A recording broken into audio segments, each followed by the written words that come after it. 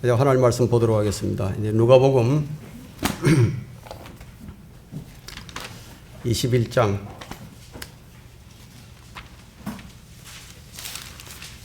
누가복음 21장 34절에서 36절까지입니다.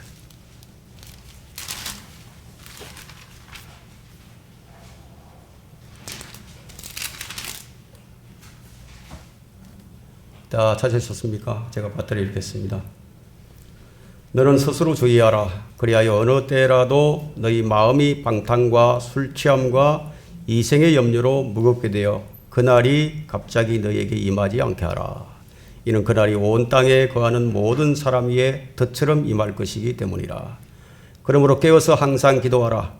그래야 장차 일어날 이 모든 일에서 피하고 또 인자 앞에 서기에 합당하게 여겨질 것이라고 하시더라.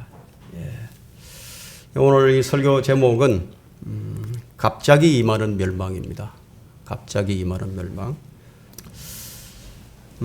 아주 오래전의 일인데요. 제가 어릴 때 1960년대였어요. 주님께서 곧 다시 오신다는 재림에 대한 설교가 그때는 제법 있었습니다. 그런데 한동안 사라졌다가 요즘은 온갖 종말론이 다시 도배를 하고 있지만 이 올바른 종말론이 이제 거론되지 않고 있습니다. 그때는 지금처럼 이제 큰 교회가 없었어요. 그래서 지금처럼 이제 의자에 편하게 앉아서 이제 집회를 갖는 것이 아니라 이 마룻바닥에 앉아서 집회를 해야만 했는데, 근데 1시간 동안 이게 집회에 앉아 있으면요 무릎이 아프죠. 다리가 저려서 곧바로 일어나 걷지도 못하는데도 얼마나 모이기에 힘을 썼는지 모릅니다. 그때는 거의 모든 설교가 주의 재림에 대한 설교였는데 그리스도의 재림이 교회 메시지 중심이었어요. 저도 전천년 신앙이 무엇인지 그때 알았습니다. 제 아버지가 설교자였고 그분은 재림에 대한 설교를 늘 해왔습니다.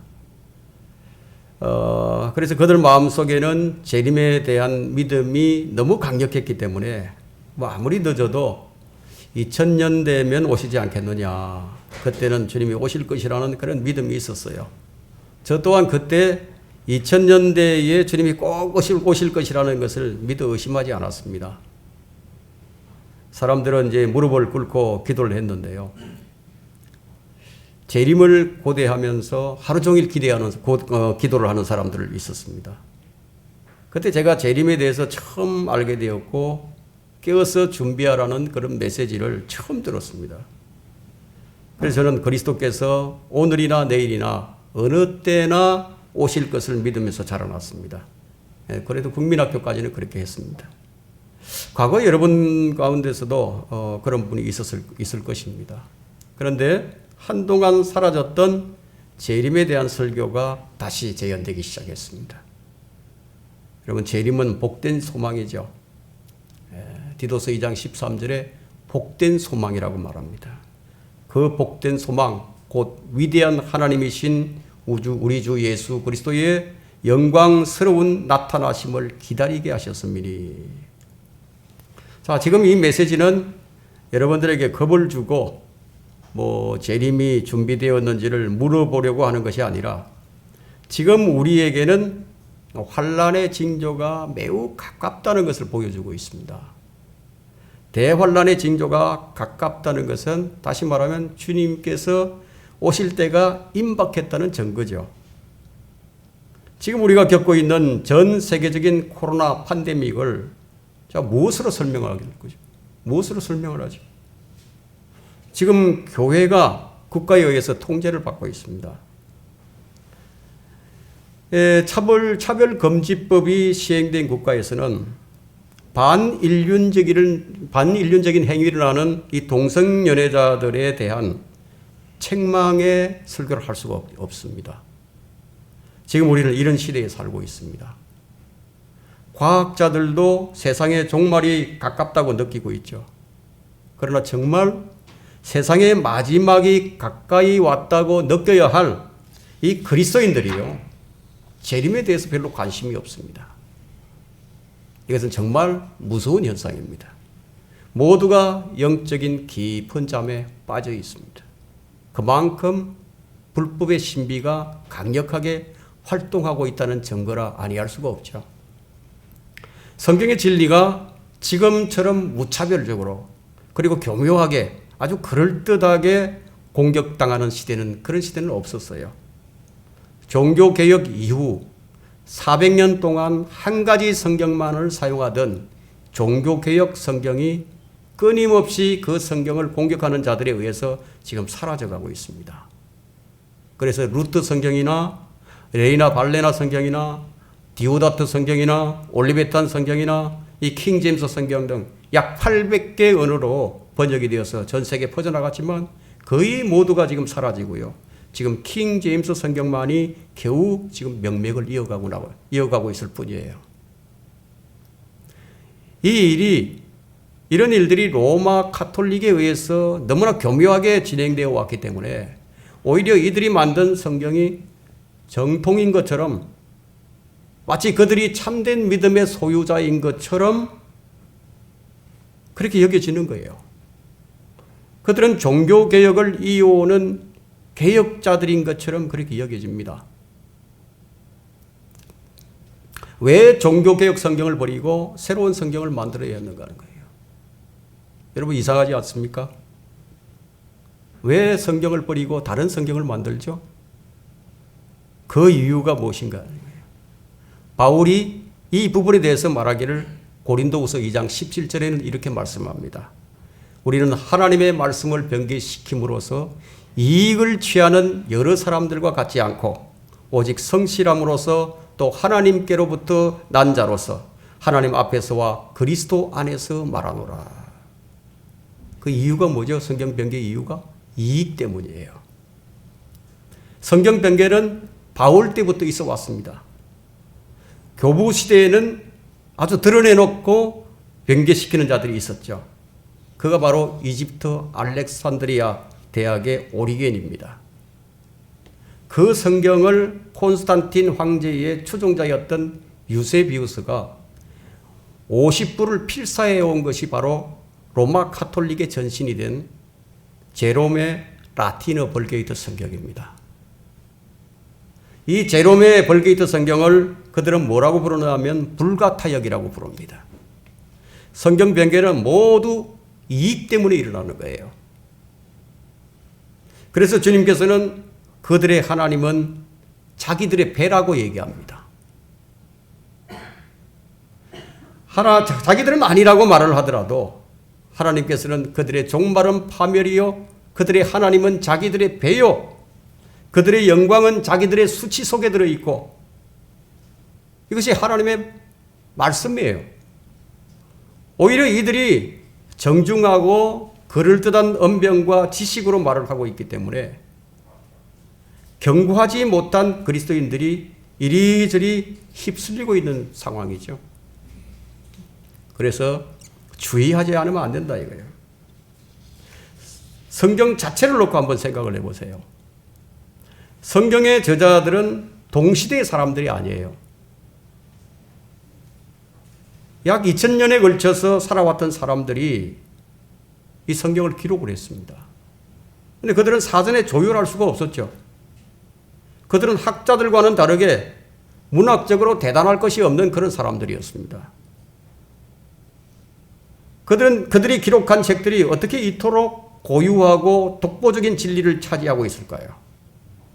이 책이 하나님이 기록하신 초자연적인 책이라는 사실을 믿는 사람만이 설명을 할 수 있는 거예요.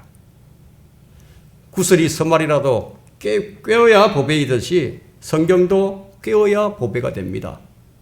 잘 꿰으면, 잘 적용하면 약이 되지만 잘못 적용하면 독이 되어버린다. 그래서 성경을 올바로 가르치는 사람들은요, 일관성이 있어요.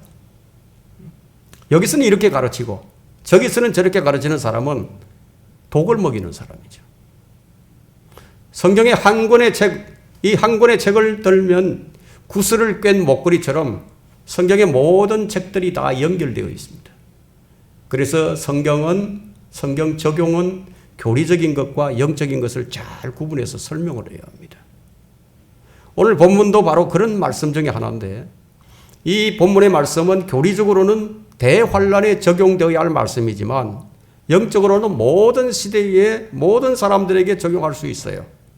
이 성경이 주의 날이 온 땅에 거하는 모든 사람 위에 덫처럼 임할 것이라고 말을 하고 있습니다. 주의 날은 대환란이죠. 그러나 교회는 대환란을 통과하지 않습니다. 그렇다면 이 본문은 영적으로 우리에게 적용을 해야 마땅하죠. 그렇다면 오늘 우리는 이 말씀을 통해서 어떻게 하면 주님 앞에 서기에 합당하게 여겨질 것인지 그것에 대해서 상고해 볼 것입니다. 갑자기 임하는 멸망, 첫 번째, 너희는 스스로 주의하라. 스스로 주의하라. 성경은 왜 너희 스스로 주의하라고 말을 하고 있는가 하는 거예요. 그것은 사람을 단순한 기계나 로봇처럼 고유의 의지가 없이 하나님께 복종하는 존재로 만들지 않으셨기 때문이에요. 하나님은 우리 인간에게 스스로 판단을 하고 사고할 수 있는 능력과 또 결정을 내리고 이에 따라서 행동할 수 있는 우리에게 자유의지를 주셨어요. 말하자면 인간을 독립적인 인격체로 만드신 것이에요. 그래서 이 의지를 어떻게 사용하느냐에 따라서 하나님의 자녀로서 영원을 하나님과 함께 할 수 있고 또 마귀의 자식으로 영원을 지옥에서도 보낼 수 있다는 거예요. 만일 인간 스스로 선택할 수 없다면 하나님께서 인간에게 내린 명령은요, 아무 의미 없는 일이 되어버리고 말죠. 그래서 성경은 우리에게 스스로 주의해야 하는 이유를 말하고 있습니다. 그 이유는 죽음은 모든 사람에게 갑자기 임한다 이거예요. 너희 스스로 주의하라 이거예요. 그래야 어느 때라도 너희 마음이 방탕과 술 취함과 이생의 염려로 무겁게 되어 그날이 갑자기 너희에게 임하지 않게 하라. 이 말씀에 주의하는 자와 주의하지 않는 자의 차이는 어떻게 나타나는가 하는 거예요. 오늘 많은 사람들이 믿음을 고백을 합니다. 주님을 믿는다고. 그렇게 고백을 하고 있지만 마치 생명과 같았어요. 그 무엇이 참되고 무엇이 거짓된 것인지 분별할 능력이 없어요. 설교자가 유명하면요, 그가 아무리 이질적이고 생소한 교리를 전해도 별로 문제가 되지 않아요. 이해하지 못하면서 그냥 무작정 받아들입니다. 이들에 대해 바울의 평가는요, 디모데전서 1장 6절과 7절에 나옵니다. 이제 계명의 목적은 순수한 마음과 선한 양심과 가식 없는 믿음에서 나오는 사랑이거늘 어떤 사람들은 이런 것들에서 벗어나 헛된 언쟁에 빠져 율법 선생이 되고자 하나 자기가 말하는 것이나 주장하는 것에 대해서 이해하지 못하느니라. 자기가 말을 하고 있는데도 자기가 말하는 것에 대해서 주장하는 것에 대해서 이해도 못하고 말을 한다. 그런데 율법 선생이 되어 있어요. 오늘날의 사람들은 감상적인 박애와 관용에 길들여져 있어서 모든 목사가 성경을 잘 가르쳐 줄 것이라고 생각을 합니다. 그래서 그들은 뚜렷한 구분이 되는 것은 싫어합니다. 그리고 모든 단정적이고 또 적극적인 견해는요, 아주 그릇되고 잘못된 것으로 생각을 해버립니다. 그래서 희미한 회색지대에서 살아갑니다. 중생과 칭의, 성화와 성찰, 믿음과 침례, 회심, 영감, 앞으로 일어날 일들에 관해서 그리스도인들이 장차 어떻게 될 것인지 분명하게 알지 못한다 이거야. 그저 희미하게 회색지대를 좋아합니다. 마치 분명한 것에 대해서 어떤 병적인 두려움과 또 교리에 대한 무지가 있어요. 혐오감에 사로잡혀서 초교파주의나 교회 연합운동에 손을 들어줍니다. 사람의 마음은 본성적으로 성경에 대해서 무지합니다. 성경에 열심을 내는 것도 싫어하고 인내와 또 꾸준한 탐구를 좋아하지 않아요.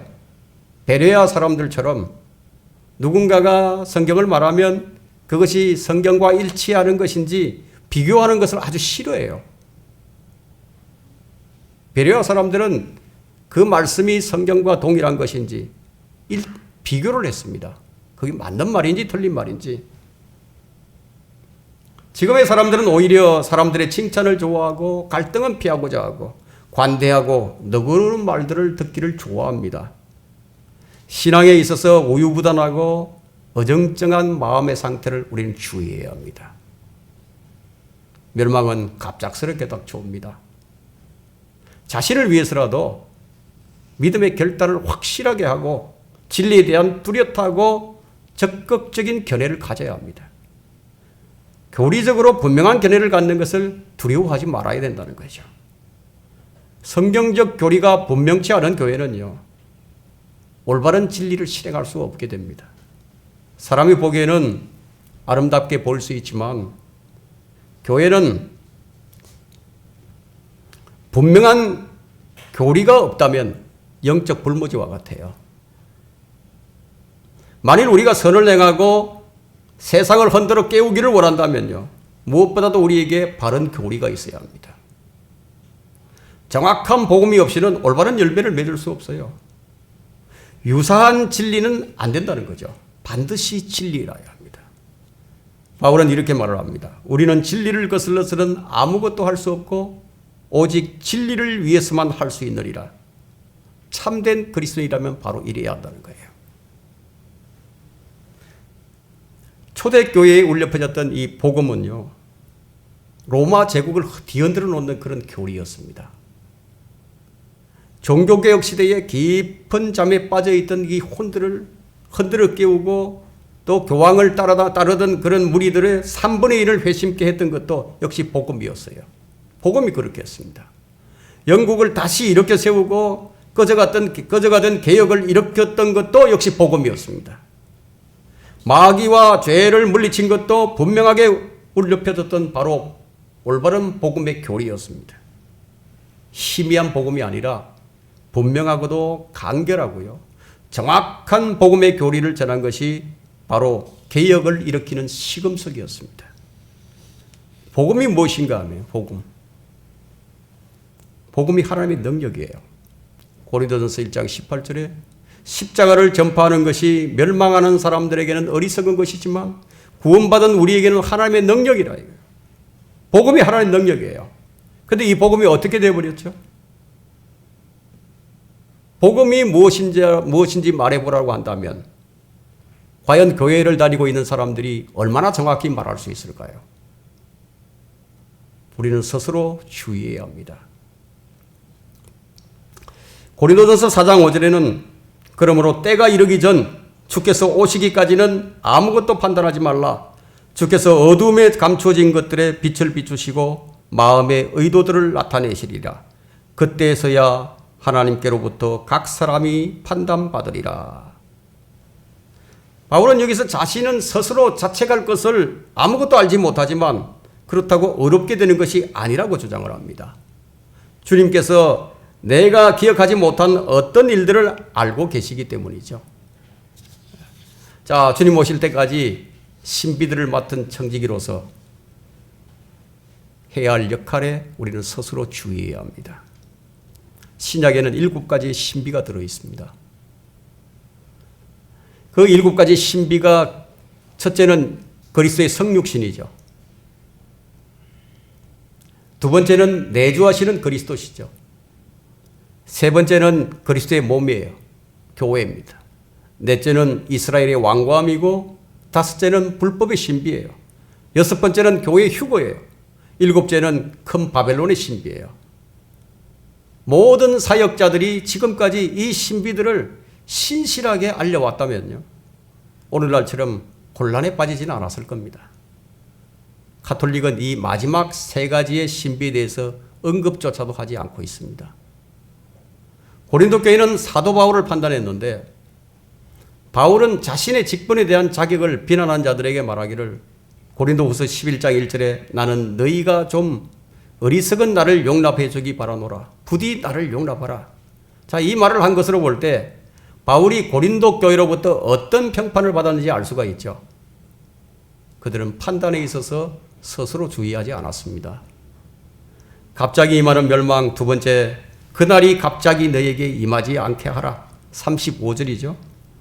이는 그날이 온 땅에 거하는 모든 사람 위에 덫처럼 임할 것이기 때문이라. 성경은 주의 날이 밤에 도둑같이 올 것임을 예고하고 있습니다. 그리고 성경은 장차 일어날 대환란의 모든 재앙에서 피할 수 있는 유일한 방법을 제시해 주고 있습니다. 모든 사람들에게 피할 길을 열어주신 것이에요. 이 구원의 복음을 우리에게 주셨죠. 누구든지 그 복음을 통해서 구원을 받을 수 있게 하셨습니다. 만일 너희가 내가 전한 복음을 굳게 잡고 너희가 헛되이 믿지 아니하였다면 너희도 복음을 통하여 구원을 받은 것이라. 모든 사람에게 복음을 주셨어요. 지금은 복음을 듣지 않는 사람들이 없어요. 세계 어느 곳에 있는 사람들도 복음을 다 듣고 있습니다. 구원은 복음을 통해서 구원을 받게 됩니다. 문제는 구원을 받지 못하도록 하는 수많은 이단들이 있는 것이 문제죠. 수많은 이단들이 있습니다. 그리고 수많은 사람들이 가짜들에 의해서 멸망의 길로 가고 있어요. 성경은 이런 자들에게 그날이 갑자기 임하지 않게 하라고 경고를 하고 있습니다. 갑자기 임하지 않게 하라고. 성경은 그들의 실체를 낱낱이 밝히면서 혼들을 멸망의 길로 이끌고 있는 로마 가톨릭의 특징을 요한계시록 17장과 18장에 분명하고도 생생하게 지적을 하면서 거기에 빠져있는 사람들에게 그곳으로부터 빠져나오라고 지금 요구를 하고 있습니다. 빠져나오라 이거예요. 로마 가톨릭을 싫어했던 종교개혁자들이요. 복음에 대한 예리하고도 분명한 의식들이 지금은 다 무너져 버렸어요. 지금은 복음에 대한 분명한 의식이 없어졌습니다.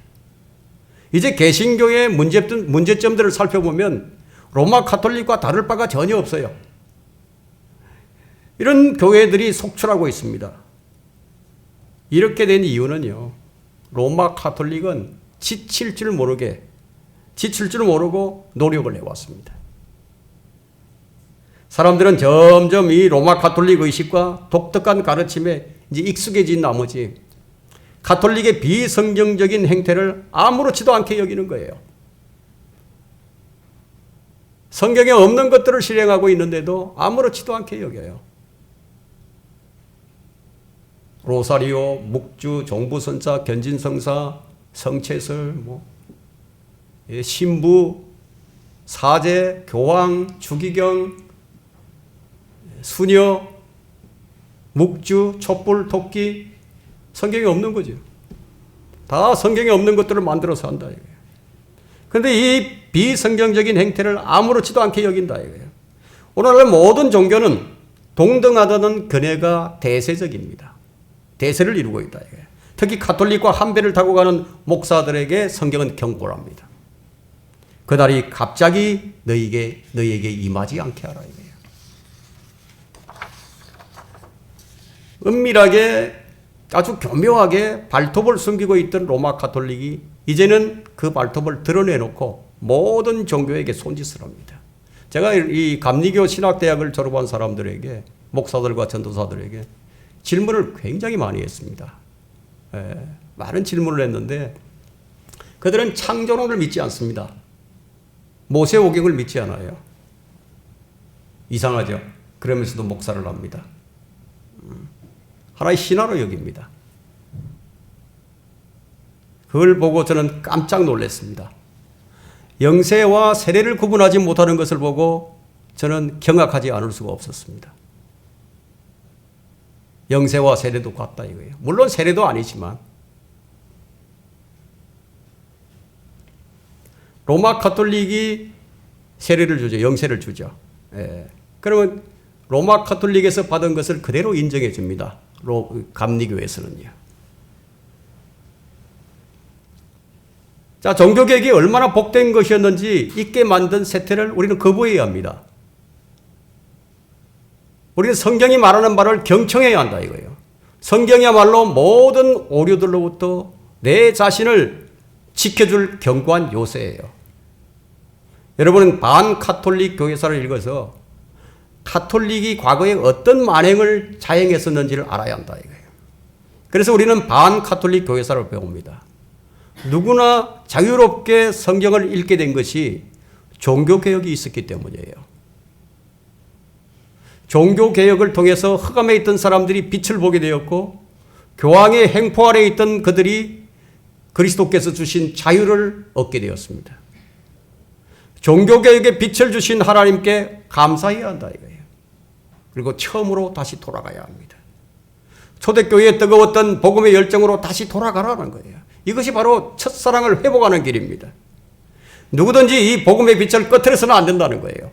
성경은 더 높은 수준의 도덕성을 요구하고 있고요. 거룩함을 유지해야 할 뿐만 아니라 일상에서 실천적인 신앙에 더 관심을 기울이기를 원하고 있습니다. 종교개혁 이래로 오늘날처럼 입술로만 신앙을 고백하고 하나님과 동행하지 않으면서 하나님에 대한 수많은 말들을 늘어놓고 진리를 실행하지 않으면서도 듣기만 하는 때가 없었어요. 지금 바로 그런 때예요. 야고보서 1장 22절에는 그러나 너희는 말씀을 행하는 자가 되고 단순히 듣기만 하는 자가 되어 자기 자신을 속이지 말라고 했습니다.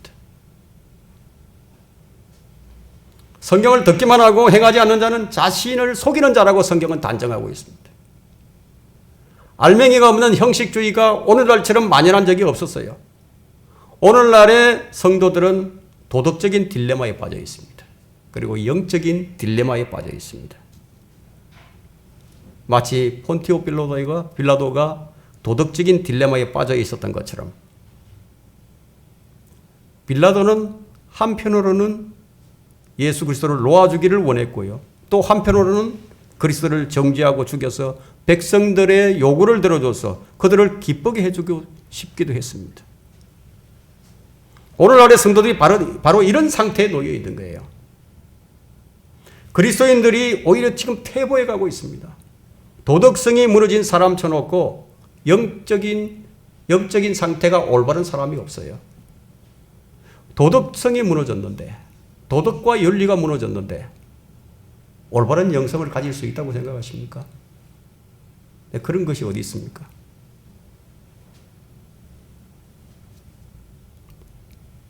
빌라도가 이걸 보여줬어요. 이런 딜레마에 빠져있는 성도들을 지적하면 오히려 그 사람이 편협하고 배타적인 사람이라고 이렇게 배척을 당하게 됩니다.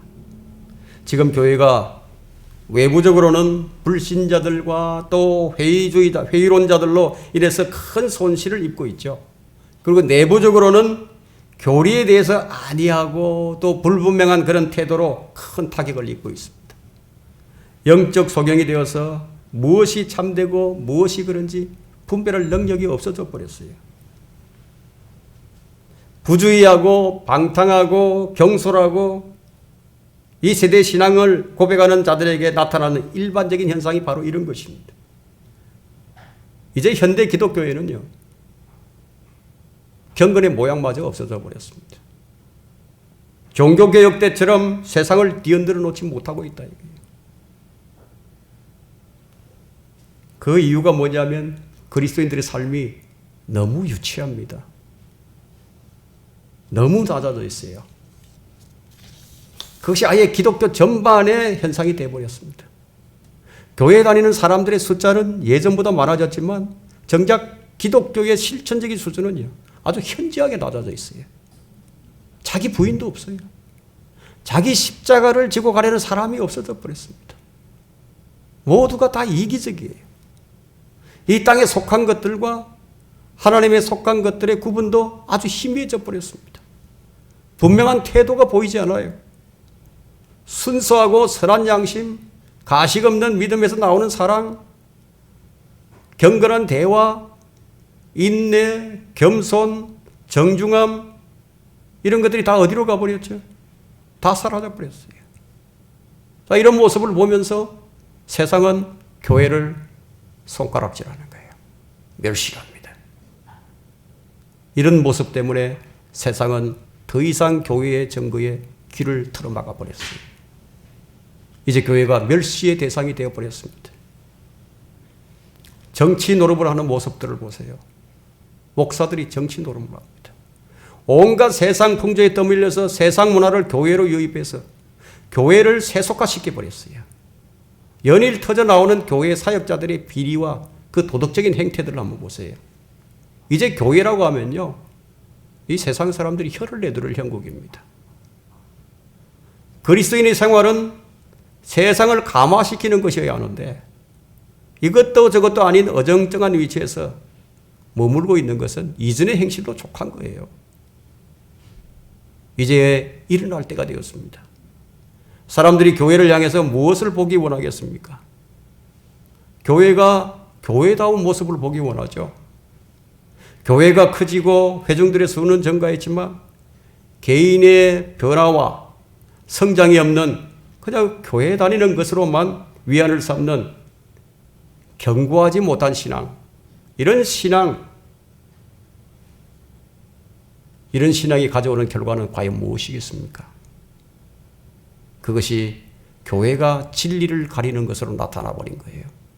교회가 진리를 전파해야 하는데 교회가 오히려 진리를 가리고 있다 이거예요. 지금이 바로 그런 시대가 되었습니다. 교회가 스스로 복음을 가려버렸습니다. 교회 생활이 전부인 것처럼 생각하는 사람들은 주일 인생이죠. 주일만 그리스도인들. 이런 사람들은 일시적인 감정과 교회 분위기에 끌려서 실제로 자신이 느끼는 것 이상으로 고백을 합니다. 대중적인 분위기는 이렇게 무서운 것이에요. 수많은 군중들이 운집에서 데모를 하는 그 시위대를 지나가다가 그 분위기에 휩쓸려서 끌려 들어가는, 자기도 모르게 끌려 들어가는 사람들이 있습니다. 그렇게 하고 나면 계속해서 대중적인 분위기가 있어야만 만족한 신앙생활을 할 수 있게 되는 거예요. 그래서 더 큰 흥분과 자극을 찾게 됩니다. 그것이 불행히도 올바른 정신이 빠져버린 성경 공부, 올바른 정신이 빠져버렸다. 올바른 정신이 빠져버린 봉사와 섬김과 나눔과 찬양, 경배 이런 것으로 나타난다 이거예요. 불의 가운데서 진리를 붙잡긴 하지만 경건의 모양은 있긴 하지만 경건의 능력이 없어요. 개인적인 믿음의 성장은 모든 사역의 기초예요. 주일날만 교회를 다니는 사람들, 대중적인 분위기에 휩쓸리는 사람들이 개인적인 믿음이 성장할 수 있겠어요? 그건 불가능하다 이거예요. 개인적인 경건의 생활 없이도 집회나 강단에서 담대하게 뽐내고 찬양하고 눈물을 흘리며 생명을 소유한 자라고 인정받고 사람들의 칭찬을 받을 수도 있어요. 하지만 개인적인 경건의 생활이 없이는 대중적인 경건의 생활은 하나님 보시기에는 죽어 있는 자예요. 이런 자들에게 성경은 그날이 갑자기 너희에게 임하지 않게 하라고 경고하고 있습니다. 갑자기 임하는 멸망, 세 번째는 36절에 그러므로 항상 깨어 기도하라. 그래야 장차 일어날 이 모든 일에서 피하고. 주님은 자고 있는 제자들에게 시험에 들지 않도록 기도하라고 했습니다. 성도는 첫째, 기도에 열심을 내야 합니다. 믿음에서 떠난 사람들은요, 사실 오래전에 기도의 자리에서 떠나버린 자들이에요. 기도의 자리에서 떠났기 때문에 믿음에서 떠나는 거예요. 둘째는 성경 읽기에 진력해야 합니다. 시간을 사서 얻으라는 말씀이 왜 주어졌겠어요? 여러분, 성경에 대한 무지는요, 모든 오류의 시작이에요. 꼼짝없이 마귀의 수중에 떨어지게 만드는 거예요. 그것이 성경에 대한 무지예요. 강단에서 펼쳐진 성경이 가정에 있는 성경을 대신할 수가 없죠. 셋째는 개인의 묵상과 주님과의 교제가 끊이지 않아야 한다는 거예요. 다윗과 같이 주님과 교제하기 위해서 우리의 구세주이시며 대제사장이시고 우리의 변호인이시고 우리의 중보자이신 그분께 우리의 심양을 쏟아내기 위해서 때로는 홀로 있는 시간을 사서 얻어야 한다는 거예요. 회중들과 함께하는 경건의 생활만 하는 사람들은요, 마치 파라오의 꿈에 나타난 야윈 소처럼 흉측하게 되어가는 것은 전혀 이상한 일이 아니에요. 마태복음 6장 6절에는 골방의 기도가 나옵니다. 그러나 너는 기도할 때 네 골방에 들어가 방문을 닫고 은밀히 계신 네 아버지께 기도하라. 그리하면 은밀히 보시는 네 아버지께서 너에게 드러나게 갚아주시리라. 지금 우리의 믿음의 선진들은요, 우리 믿음의 선진들은 지금의 우리의 형편과는 비교할 수 없을 정도로 그 상황이 매우 열악했습니다. 그러나 그들은 지금의 우리들보다 하나님의 영광을 위해서 훨씬 더 많은 족적을 남겼습니다. 이들을 통해서 회심한 사람들은 지금의 우리들보다요 훨씬 더 오래 잘 참고 더 잘 견디고 더 분명한 색깔을 나타냈고요. 견고하고 안정된 뿌리를 내리고 있었어요. 교리를 붙들고 있다고 하는 우리들보다도 훨씬 더 그랬다 이거예요. 흔들리지 않았다는 거예요. 누구를 따라가는 것이 아니에요. 분명한 믿음의 뿌리를 확고히 내리고 오직 진리만을 따라갔습니다. 그들은 기꺼이 자기의 생명을 주를 위해서 내놓았습니다. 그 이유는 오늘날 우리가 하는 것보다 개인적인 경건에서 훨씬 더 깊은 관심을 기울였기 때문이에요. 그들은 시간을 사서 얻었던 사람들입니다. 지금 우리 자신과 관련해서 우리는 영적으로 매우 위험한 시대에 살고 있습니다. 함정과 올무가 얼마나 교묘한지 여러분 한 발 내딛는 그 발걸음마저 조심을 해야 합니다. 개인적인 경건이 형성되지 아니하면 교회 내에서 분란을 일으킬 수밖에 없게 됩니다.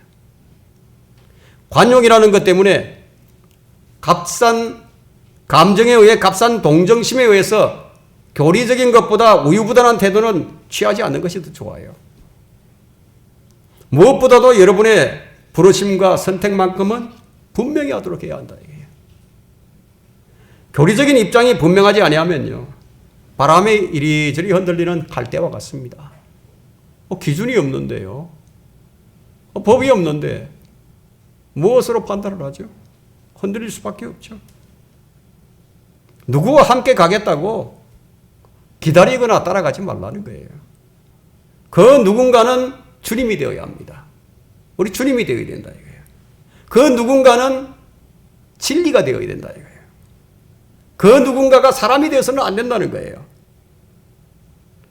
성경은 극소수의 사람들만이 좁은 문으로 들어간다고 했습니다. 극소수의 사람들만이 좁은 길을 가고 있는 거죠. 그렇다면 어떻게 해서든지 그 소수에 포함되도록 힘을 써야 하는 거죠. 다른 사람들에 관련해서는 여러분들이 숨을 거두기 전에 조금이라도 더 선을 행해서 다른 사람들에게 유익을 주는 사람이 되도록 힘쓰라는 거예요. 하나님께서는 준비된 사람들만을 들어 쓰시는 것이 아니라 연약한 도구도 사용하신다는 것을 우리는 잊지 않아야 합니다. 연약한 사람 그 자체로도 쓰십니다. 교회 시대의 시계바늘은 지금 마지막을 향해서 거의 지금 다다르고 있습니다. 그렇다고 해서 선행의 좋은 결과는 여러분이 원하는 대로 되는 것이 아니지만 분명한 것은 여러분의 노력이 자신에게 항상 유익한 것으로 남는다는 사실을 기억해야 하는 거예요. 노력한 만큼 얻는 거예요. 쓰러지지 아니하면 때가 되어 거두리라고 했습니다. 낙심하여 실족하거나 쓰러져 일어나지 못한다면요 거둘 수가 없어요. 우리는 이것을 유념해야 합니다. 상이라는 것은요 결승점을 통과하는 자만이 받는 거예요. 통과하지 못하면 상을 못 받아요. 그리스도인들의 삶을 뒤돌아보면 참 헛되이 사용하는 시간들이 너무 많습니다. 그것에 대한 경각심을 일깨워주는 설교가 필요합니다. 이 설교가 바로 그런 설교가 되기를 원합니다. 그리스도인은 영적인 유약함과 또 다른 사람을 악에서 구출해내기 위해서 시간을 사용해야 된다 이거예요. 내 자신을 위해서도 다른 사람들을 위해서도. 그러려면 시간을 우리는 지혜롭게 사용할 줄 알아야 합니다. 시간을 사서 얻으라. 이는 그 날들이 악하기 때문이라. 그러므로 너희가 얼마나 정확히 행하고 있는지 주의하라. 미련한 사람처럼 행하지 말고 현명한 사람처럼 행하여 시간을 사서 얻으라. 이거예요. 성경은 이렇게 정확한 것을 요구합니다. 사도 바울은 이 부분에 있어서 정확한 지침을 우리에게 내리고 있죠. 고린도전서 9장 26절에서 그러므로 내가 그처럼 달리되 불확실하게 하지 아니하고 또 내가 그처럼 싸우되 허공을 치는 자 같이 하지 아니하노라. 바울은 무엇을 하나 하더라도 헛방치지 않는다는 거예요. 정확하게 했다는 거죠. 어정쩡한 신앙생활을 하지 말라는 거예요. 너희가 얼마나 두 지체 사이에서 머뭇거리려고 하느냐. 지금 주님께서 여러분들에게 묻고 계십니다. 차갑든지 뜨겁든지 둘 중에 하나를 택하라는 거예요. 그렇지 아니하면 주님께서 그들을 자기 입에서 토해내시겠다고 말씀하셨어요. 지금 바른 실행이 얼마나 중요한지를 말하고 있는 거예요. 허공을 치는 자가 되지 말라는 거예요. 정확하지 않는 것은 모두가 허공을 치는 거예요. 그리스도인은 진리를 거슬러서는 아무것도 할 수가 없어요. 이 말씀에 여러분은 아마 동의하실 것입니다. 여러분 모두가 동의할 겁니다. 동의하고는 있지만 실행은 잘 안 될 겁니다. 이런 설교를 하면 어떻게 그렇게 할 수 있느냐? 반문하는 사람들도 있었어요. 어떻게 성경대로 사느냐고. 주님께서 그런 사람들에게 뭐라고 말씀하실까요? 뭐라고 말씀하실까요? 네가 하지 못하는 걸 잘 안다 이거예요. 그래서 내가 너에게 성경을 주지 않았느냐는 거예요. 너에게 기준이 없기 때문에 내가 성경을 주지 않았느냐 이거. 이제 또 무슨 변명을 하죠? 무슨 변명을 할 것입니까? 우리의 영원한 보상은 시간을 올바로 사용하느냐 사용하지 않느냐에 달려있어요.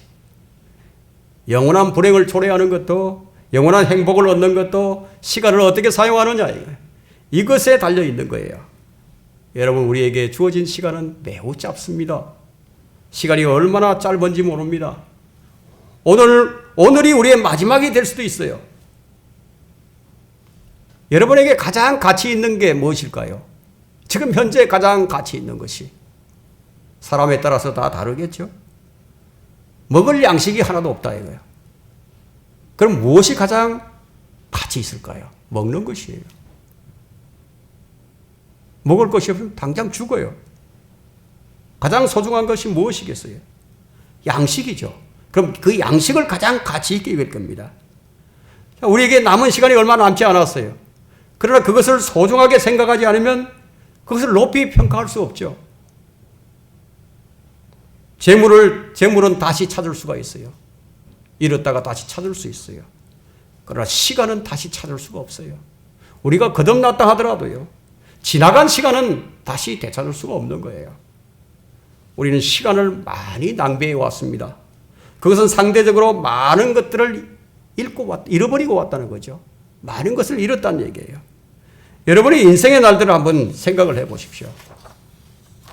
하나님은 우리에게 정해진 시간을 주셨어요. 만약 그 시간을 어떻게 사용했느냐고 물으신다면 여러분 어떻게 대답할 것입니까? 시간은 금보다 귀하다고 했는 그런 말이 있죠. 그러나 실제로 사람들은 시간을 금보다 귀하게 여기지 않습니다. 우리는 진리의 말씀이 무엇보다도 귀한 것을 압니다. 그러나 실행에 있어서는 진리를 귀하게 여기지 않는다는 거예요. 앞선 말한 바와 같이 행하지 않는 사람은 뭐죠? 자신을 속이는 자예요. 선을 행할 줄 알면서도 행하지 않으면 그것이 그 사람에게 죄가 된다고 합니다. 지금은 잠에서 깨어나야 할 때입니다. 성경이 완성된 지가 1900년이 훌쩍 지나버렸습니다. 그때가 깨어나야 할 때라면 지금은 과연 어떤 때이겠습니까? 주님을 맞을 준비가 없는 성도들은 주님께서 어떻게 하실까요? 한 가지 분명한 것은 오늘 본문은 잠자고 있는 모든 교회들을 향해서 주신 메시지입니다. 오늘날의 교회는 개념이 없어요. 자신이 왜 교회를 다니는지 개념이 없어요. 성경적 개념이 없다는 거예요. 하나님에 대한 개념도 부족합니다. 그렇다면 자신이 말로만 하나님을 섬기는 셈이 아니고 무엇이겠어요? 아무런 개념이 없다 이거예요. 성경의 하나님은 오늘도 역사하고 계십니다. 그런데 오늘날의 크리스천들이 하나님의 말씀에 관심을 가지지 않는다. 또 가지고 있다 하더라도 대부분이 억지예요. 억지 춘향객이에요. 그래서 유대인들에게 주님은 이런 말씀을 하셨습니다. 이사야의 예언이 그들에게 이루어졌다고. 여러분 마태복음 13장을 한번 펼쳐보십시오.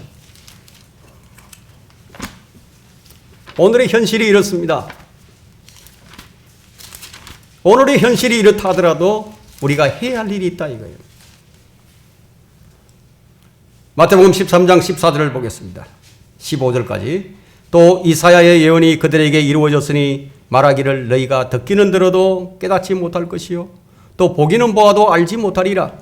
이 백성의 마음이 무디어지고 그들의 귀는 듣는데 둔하고 그들은 자기들의 눈을 감았으니 이는 그들이 어느 때라도 눈으로 보지도 못하고 귀로 듣지도 못하며 마음으로 깨닫지도 못하고 회심하지도 못하게 되어 나로 그들을 치유하지 못하게 하려 함이라고 한 것이라. 이것이 바로 오늘날의 현실과 동일합니다.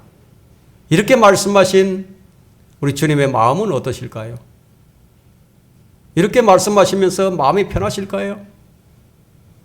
얼마나 마음이 아프시겠습니까? 불신자들은 귀를 틀어막고 있고 성도들은 잠을 자느라고 듣지도 못하고 있어요.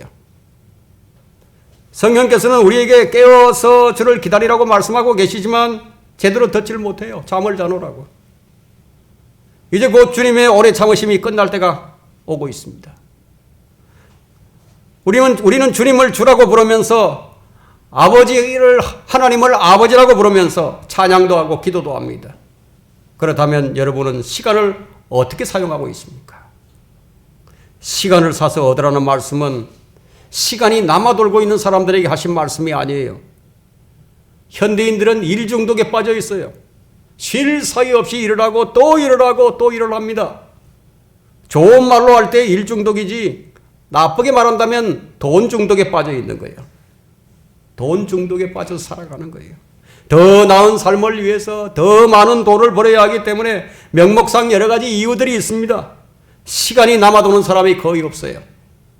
그래서 시간을 사서 얻으라고 말씀하고 있는 거예요. 그렇게 하려면 항상 깨어 있어야 한다는 거예요.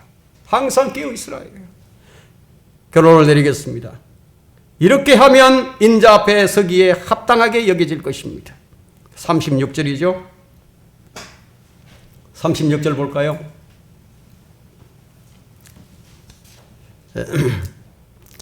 그러므로 항상 깨어서 항상 기도하라. 그래야 장차 일어날 이 모든 일에서 피하고 또 인자 앞에 서기에 합당하게 여겨질 것이라. 합당하게 여겨진다. 어떻게 해야 하는가? 스스로 주의해야 하고 깨어서 항상 기도하는 것. 이렇게 하면 주 앞에 부끄러움을 당하지 않을 것이라는 얘기예요. 주님은 유대인들에게 나를 위해서 울지 말고 예루살렘을 위해서 울라고 하셨습니다. 무슨 말일까요? 우리는 우리 자신을 위해서 울어야 합니다. 주님을 위해서 우는 것이 아니라 우리 자신을 위해서 울어야 합니다. 우리는 성실하게 살면서 주의를 지키는 것으로만 의무를 다한 것으로 생각하기 쉽습니다. 그러나 성경은 우리의 정체성을 확인하라고 말씀하시면서 잠자는 자여, 잠자는 교회여, 잠자는 성도들에게 지금은 잠에서 깨어나야 할 때라고 말씀하고 계십니다. 또한 주님은 우리에게 내 멍에를 지고 나에게서 배우라고 말씀하고 계십니다.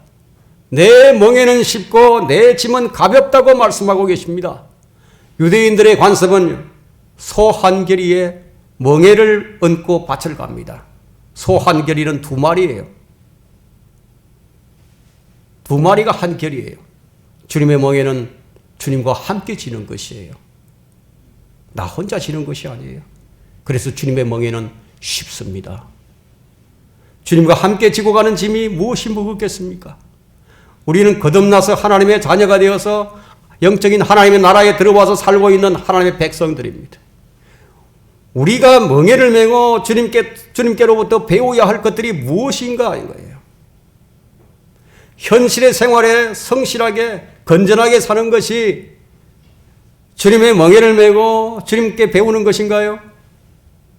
여러분 중에는 아무도 그렇다고 말할 사람이 없을 것입니다. 그것은 여러분의 할 일을 다한 것일 뿐이죠. 주님을 위해서 한 일이 아니에요.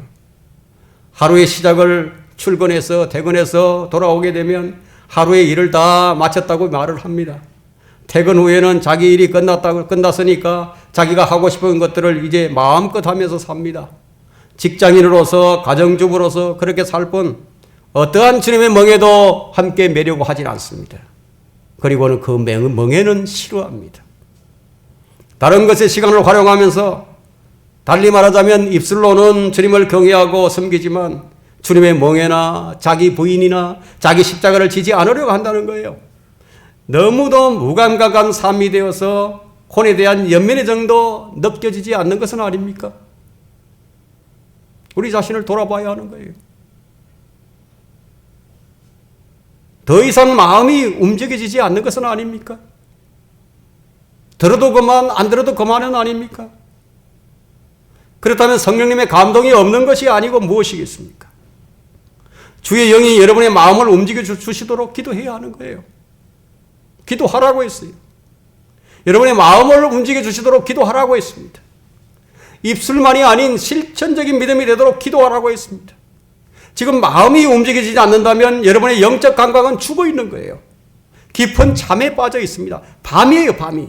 지금은 밤이 많이 지났습니다. 사도시대로부터 지금은 2000년이 되어 갑니다. 이제는 깨어날 때가 되었어요. 여러분은 성경을 읽고 있습니까? 여러분 매일 기도를 하고 있습니까? 거기에 얼마나 시간을 투자하고 있습니까? 얼마나 묵상을 하고 얼마나 그분과의 교제를 하고 있습니까? 여러분들은 시간이 없다고 말할지 모르지만 다른 모든 것들을 위해서 시간을 내고 있지는 않습니까? 주님은 우리가 사용하는 시간들을 확인하실 것입니다. 그 시간을 어디에 썼는지를 여러분들에게 물으실 것입니다.